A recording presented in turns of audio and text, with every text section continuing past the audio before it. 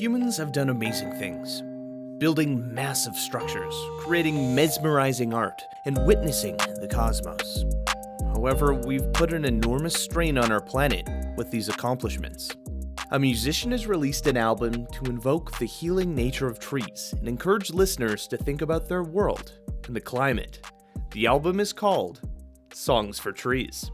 Well, thanks so much for having me. It's great to be here, Ryan. My name's Norine Braun, and I live in Vancouver, the unceded Coast Salish territory of Squamish, Musqueam, and Tsleil-Waututh people. My ancestry is mixed heritage. I'm Ukrainian and Métis.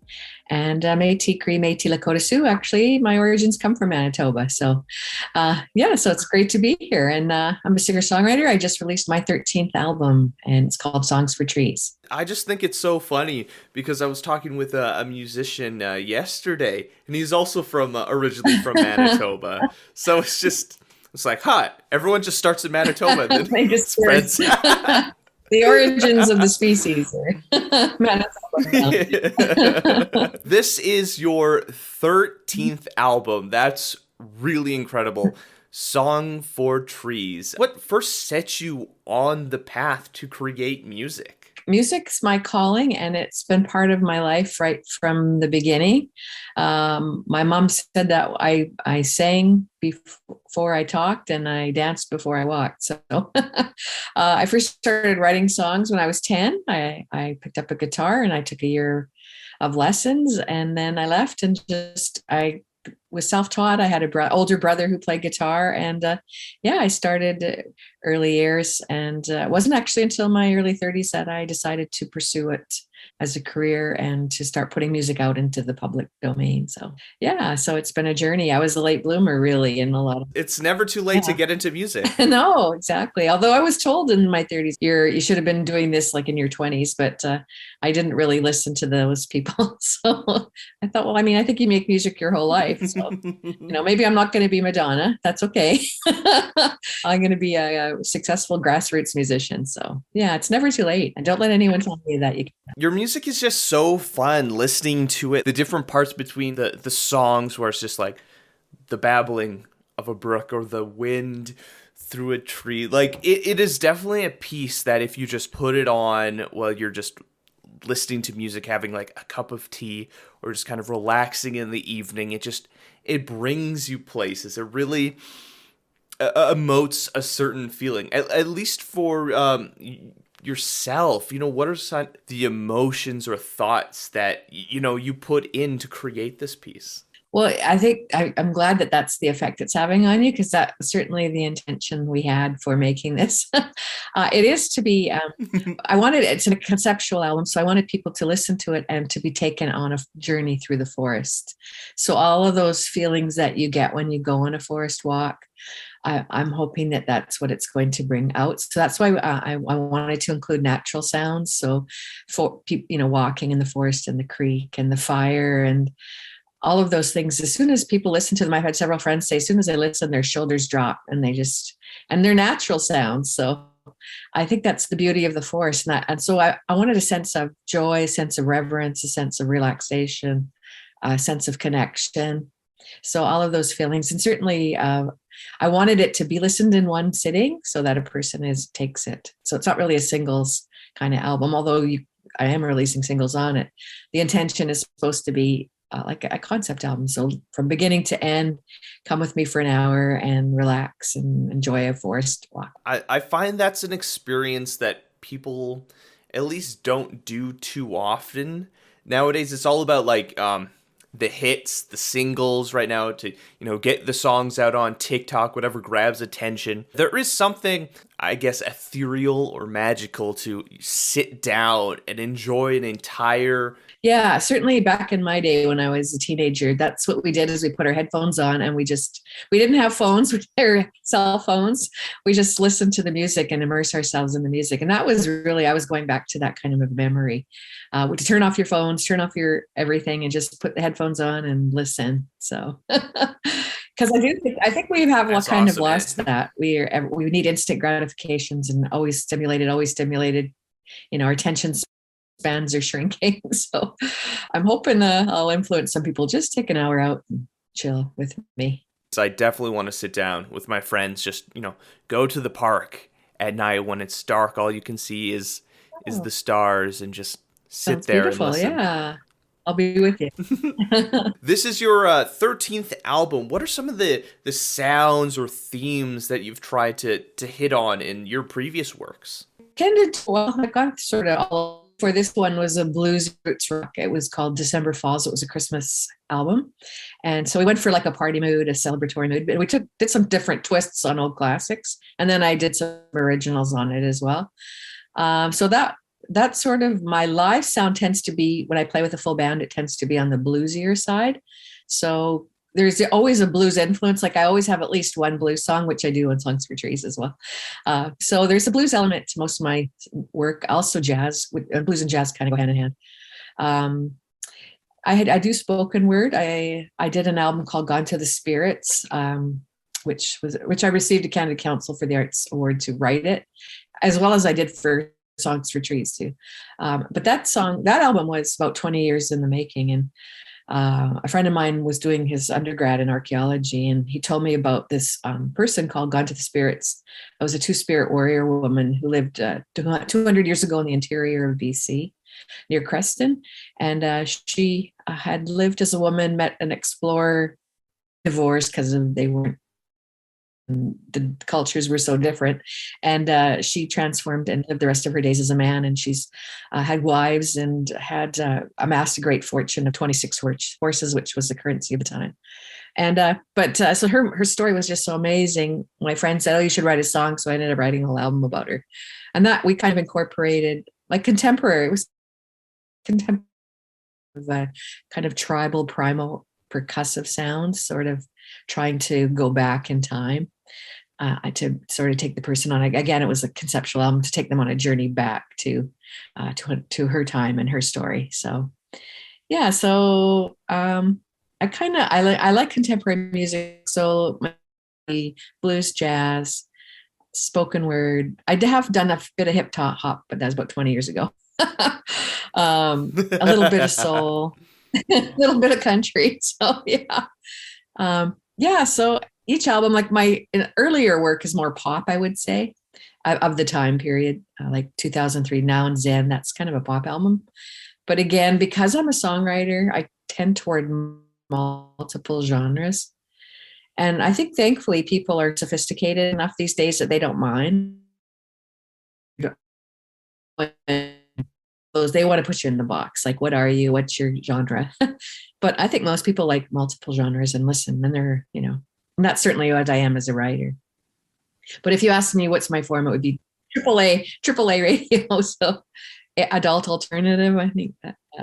Adult album alternative, yeah. You definitely want to have a little bit of flexibility because, depending on your mood, your feelings, the occasions, the type of music that you want to listen to can completely change. Like when you're at an upbeat party, you don't want to be listening to something kind of like slow, ethereal, soulful. Yeah. But like in other moments, you don't want like dubstep when you're trying to relax around a fire with friends. Yeah, exactly. Yeah, so there's different sounds for different times. Yeah, that's a great point. 10% of your sales are going to Tree Canada and one tree planted. Why was it important to you to focus on, climate change and the healing power of trees for this release? I think we're at a critical time, really, with global warming. And my small way as an artist, I'm trying to raise that awareness on the importance that trees are the lungs of the planet. And without trees to sustain us, we won't be here. They're really, they're the perfect being Earth specimen to clear carbon. That's a big motivator. Here, when I was writing this album, we had a heat dome in Vancouver, and hundreds of people passed away, the vulnerable people, because of this heat dome. It was crazy. And then after that, we had these horrific wildfires, and then we had pour of water and days of rain, and then we had this massive flooding. And it's just sort of one thing after another. And it's like, how can people deny that this is happening? I don't get it. When we're seeing reports being released from the UN, it's not good news. And I mean, it is great to see that there has been a lot of efforts from people like yourself working towards it, scientists, activists really fighting towards, negating. Because I know back in the early 90s, the predictions were like doomsday sort of levels, like the world engulfed in a fireball. And I mean, the news now, like +3 degrees worldwide, is not good for our oceans, for the planet, but it is worse than, or not as bad as the doomsday it was before, but there's still so much effort that needs to be done. Well, how do you feel that we can all work together towards creating a cleaner world? And what was really amazing during the pandemic, when everything was shut down in the world for a while, how fast the water started to clear and the ozone started to come back. And I thought that was a very promising and hopeful that we could still turn it around with a map, but it would take a mass, buy into it all. I think it's all the little things that we do. I think all the little things we do add up. So whether it's, picking up our garbage in our neighborhood, if it's living sustainably, being conscious about what we're throwing away, if it's planting a tree, looking at our own footprint in terms of our living on the planet. I think all of those things, if everyone became just aware of their own neighborhood and started to care about their own neighborhood, I think collectively that would be huge. You see some of these, there's like, they're on the Facebook quite a bit, people in like South America and in India, like one person who's like reforested huge areas. And so like, that's really amazing that one person can make such a huge difference. And, there's young people who are looking at how to clear out the plastic from the oceans. And so you have like a lot of people working really hard in their different disciplines, educating and trying to get people on board. So I think that's how we do it, is everybody do a little part into what they're, and it'll make a difference. It has to, because nothing goes unnoticed by nature. Exactly. All of us all of us working together, and then as individuals, when we become more eco-conscious, we start challenging corporations. And if people stop buying things, like I know the biggest challenge is, going to the grocery store and everything's wrapped in plastic. I know I'm going out of my way to, find things that aren't completely covered in cellophane. But it can be hard sometimes. But you're right. If we as individuals work hard, I know for myself, I'm a large proponent of, developing systems and safety nets and creating, just the system overall where everyone is cared for and has resources. Because, when people have a home, food, water, then they can actually have that free time to care about other things when you're not just, in complete, a system of, in complete survival mode. Because I know statistically, if people are struggling to pay their paychecks or like their rent or things, or, they're living paycheck to paycheck, IQ levels actually go down because you don't have time to think about anything else. Exactly. Yeah. You just want to live this day. So, yeah, I mean, our society, if we care for everyone, it's to everyone's benefit. Crime rates go down, the way we live, we get along with each other improves. It's just kind of common sense, really. If people aren't all struggling and trying to just find the next meal or the next place to sleep, it just creates this constant state of tension, and people steal and do those things because they're totally desperate, right? Yeah. So all of those things go hand in hand. So I think the state of our environment is reflective of the state of how we care for each other, and when we see that, things are sacred, we protect everything, including each other. Definitely. So, I mean, in a capitalist society, look at things, like trees only have value as lumber. They don't have value as like cleaning the planet or just as a sacred beauty piece of art, right? This amazing, incredible thing. They're just like, let's cut them down and they have value when they're cut down.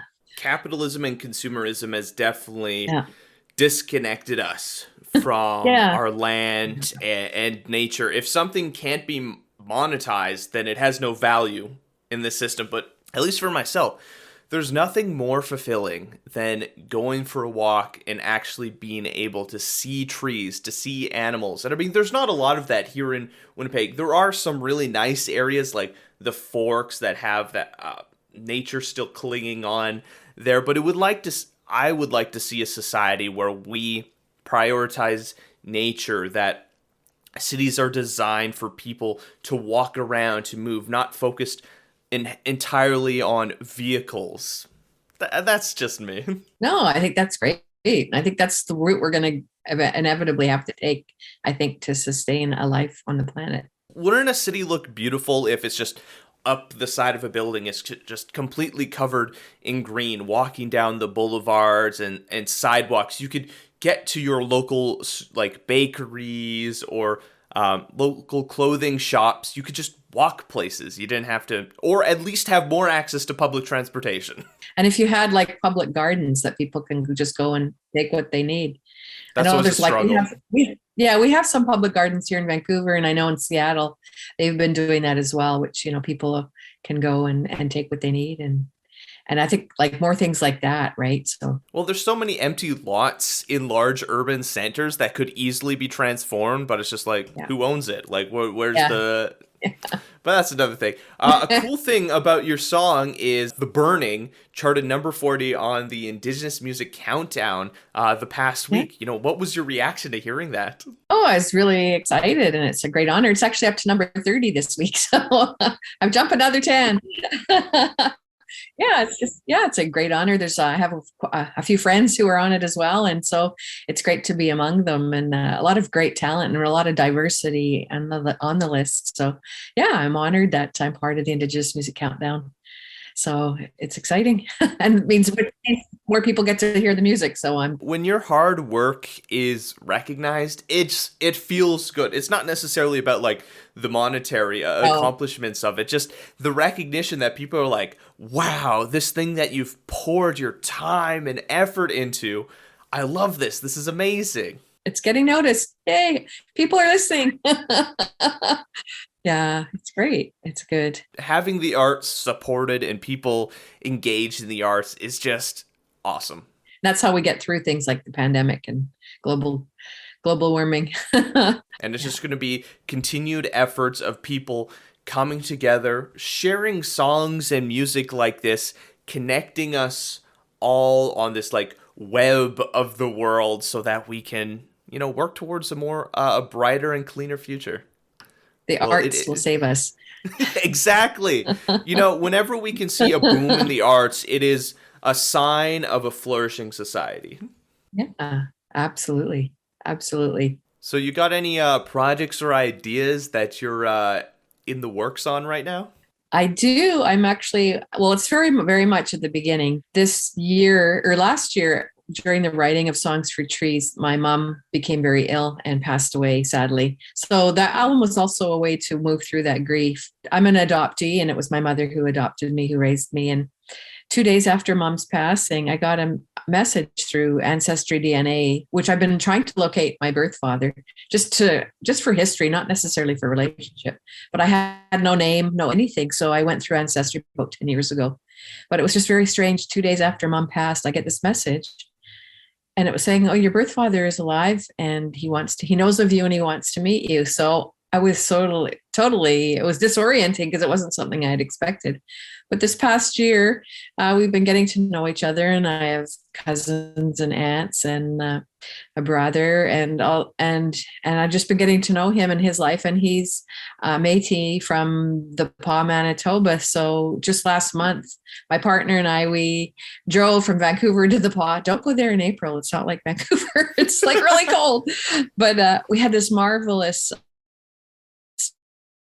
connection. So I'd like to write about that. And that's the focus, I think, of the next album will be, you know, I'm in my later years. So to meet this part of my history is really exciting and interesting. And I didn't have any expectations. It wasn't something I dreamed for, but it's life is funny. It has these twists that you can never know what's coming. So I think I'm going to explore that area and write some songs. And it turns out I have a lot of members in my biological family who are musicians as well. So Oh, as it's well as my in the daughter. blood. It's in the blood. Yeah. Yeah. So we'll see how that evolves. But that will be as definitely the subject of you know, reconnecting with my birth line. I'm sorry for your loss. It's always difficult to Hmm. lose family members, but it is cool to hear that you have created this new connection Yeah. with new family. Yeah, a friend said to me it was like it was her last gift to me, and somehow through the cosmos, she kind of reached in, and because she would have been thrilled for me, she would have been very happy. So, yeah, so it's all good so far. Well, I'm excited to hear what sort of stories and songs that you can create from this. Yeah, yeah, I'm looking forward to it. It's probably be a Awesome. couple of years down the road, the next album. Well, it is something exciting to look forward to. Well, Thank thank you you. so much. It's been awesome connecting and chatting with you. And I hope through listening through your music, more people are inspired to fall in love with nature. Where can people go to find out more about yourself and your music? Thanks, Ryan. I'm on all digital platforms, so eMusic, iTunes, Amazon, Spotify, as well as my website, which is norinebraun.com, NORINEBRAUN.com. And I have hard copy CDs. If you're old school like me, I like CDs still. So I like something to hold and handle. So yeah, you can get them there. And I have YouTube channels, all social media. So I pretty much Google my name and you'll find me everywhere. Yeah. If you have any stories you'd like us to share or communities we should highlight, leave a comment on our social media or reach out to us on our website. I'm Ryan Funk. This was You Talk, and have yourself a good one.